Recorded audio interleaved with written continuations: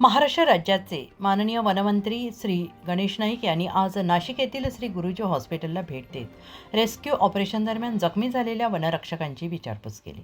या भेटीदरम्यान माननीय मंत्री महोदयांनी वनरक्षक श्री संतोष बोडके, श्री प्रवीण गोलाईत यांनी दाखवलेल्या अतुलनीय धाडस आणि शौर्याचे विशेष कौतुक केले। तसेच दोन्ही जखमी वनरक्षकांच्या कुटुंबियांशी संवाद साधत त्यांना धीर दिला। जखमी वनरक्षकांच्या उपचारांची माहिती घेण्यासाठी मंत्री नाईक यांनी श्री गुरुजी हॉस्पिटलमधून वैद्यकीय अधिकाऱ्यांशी चर्चा करून सुरू असलेल्या उपचारांची प्रगती जाणून घेतली।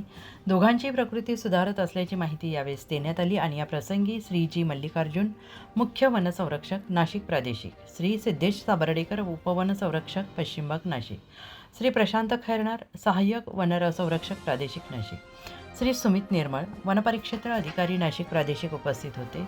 उत्तर महाराष्ट्र न्यूज नेटवर्कसाठी पुरुषोत्तम कांडेकर।